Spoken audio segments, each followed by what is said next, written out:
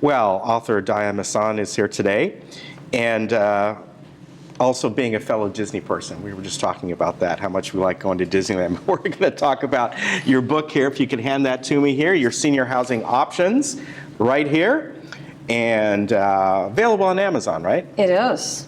All right, so we are going to talk about one of the chapters in this, the 7 deadly sins of searching for senior housing options. So let's talk about that. And it's very interesting that some of the points that you bring up here, you would think it would be almost common sense not to do these things. So let's talk about them, all right? The first one is really, and I think it goes to somebody who maybe has not thought about this ahead of time, being desperate and needing housing immediately. And that is the most common deadly sin. Yeah. And the reason is because seniors have 2 choices. They can either plan ahead or they can wait for a crisis, and the majority tend to wait for a crisis, which is why this one happens. So typically what happens is somebody's in the hospital, they've had a fall, they've had a stroke, and their doctor suddenly tells them, I'm sorry, you're not going to be able to go back and live in your own home anymore, you need 24/7 care, or their doctor says you're going to need assisted living for a month, or maybe you need skilled nursing for 2 weeks or permanently. And so here's a senior in the hospital, and their family members have to go out and find something for them in usually 24 to 48 hours. Right. And that's why it's the most common deadly sin. Yeah, definitely. The second one is basing your decision solely on price. And this can be a difficult thing for some people because there's many folks that are on a fixed income and maybe they didn't plan. So, that's a hard thing right there for some folks, and finding something that fits them best, but obviously it has to fit their budget. Right, and cheaper doesn't always mean better. And so the most expensive cost that any retirement community always has is staffing. And so if you're going to pay a cheaper amount per month, it's usually going to mean that you're going to have less staffing.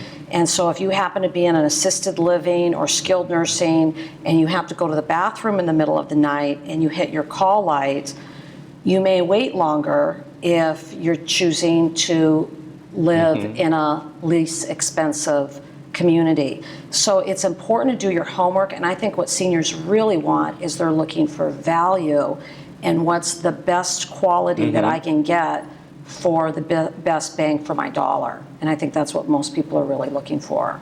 Okay. Not planning for long-term costs. Again, that's something that maybe people haven't thought about. We just talked about that. And maybe there are folks who, started taking Social Security right when they could. That's their income. And here they are, maybe 75, 80 years old, and haven't planned yet. So what can they do? What's one of the best, if you did not plan, I know you're telling people to, but there may be, a lot of people watching that are already in their mid-70s. What's the best way that they can plan from that point? Because as we were talking, I think we've talked about this before, a lot of people that maybe might be my age or younger don't tend to think about that. So what if they haven't? Let's go from that scenario. And it's okay. So if you're in your mid-70s or your early 80s and you haven't made a plan yet, there's still time. Okay. And so when you go out looking at retirement communities, most seniors just want to look at, what is the lifestyle like? And they're trying to duplicate what they have in their home now and duplicate that in a retirement community. But what I'm encouraging people to do is to go one step beyond that. Okay. And think about, what are your future health care needs going to be and how much are they going to cost? So what happens if you live to 107 or 110 and you outlive your resources? So those are the things you got to think about. And also, what if you need a higher level of care like assisted living or skilled nursing for a really long period of time? My own mom was in assisted living for 7 years and skilled nursing for 2. How are you going to pay for that? So you and I talked about this a couple weeks ago on the differences. It's another chapter in my book between rental facilities and continuing care buy-ins. And initially, a rental facility looks like it could be a good option, but at some point they're going to kick you out, either because you run out of your resources because you live too long, or because you need a higher level of care than they can provide, and they're going to ask you to leave. Continuing care retirement communities have a buy-in, but on the other side of the coin, you're more planning for your long-term health care costs, because the continuing care retirement community can share the risk for your future health care costs. So for example, at Freedom Village up the street here in Lake Forest, in our sister community, the Village at Hemet, both of them offer a guarantee of care for the rest of your life.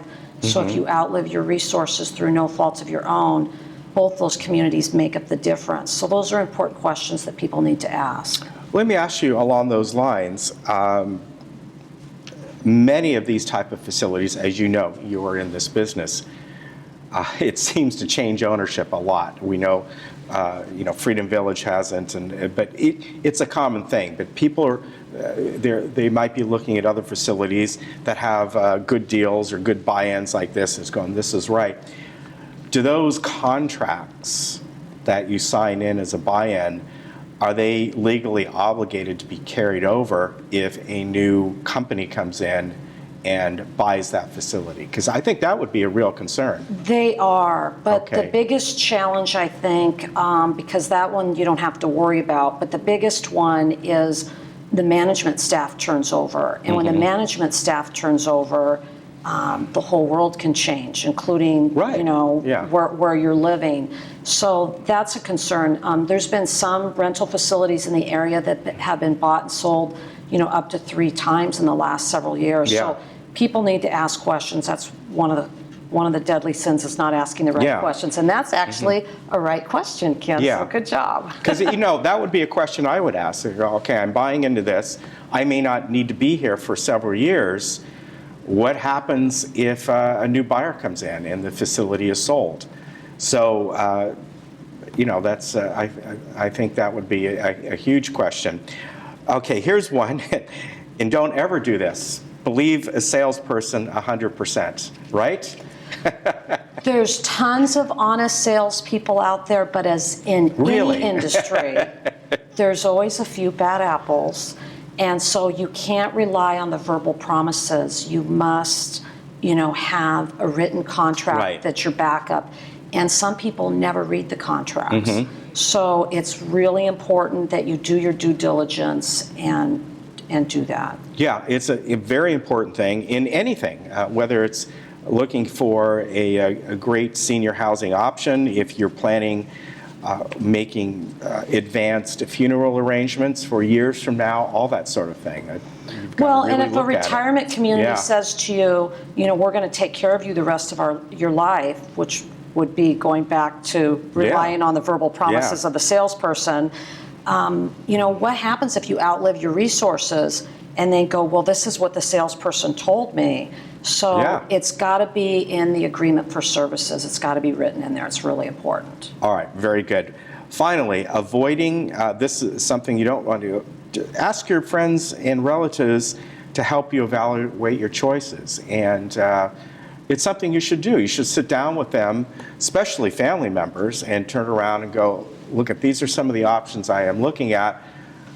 What's your opinion on these? I'd like you to read what's here and get different opinions, different eyes on the resources on the contract, right? Correct. And, when I was writing this chapter of the book, the 7th one was the hardest one for me. I thought about it for about a week before I chose really? this one. Yeah.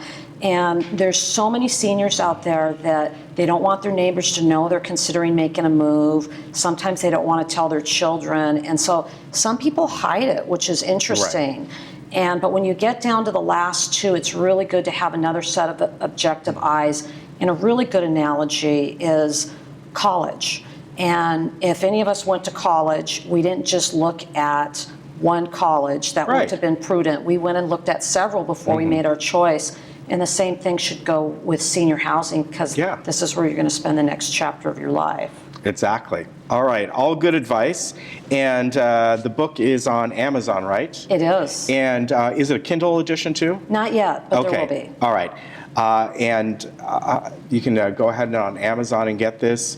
And once again, you're Senior Housing Options by Diane Masson. It's good to have you here today. And then you have, is this your website, tipstoseniors.com? Yes. Okay. And I write a weekly blog, and people are welcome to sign up and read a real story every week about what's going on, tips for seniors and things like that. Okay, so it's tips2seniors.com. Good to see you. Great to see you as well. Maybe we'll see you at Disneyland. All right. We'll be right back.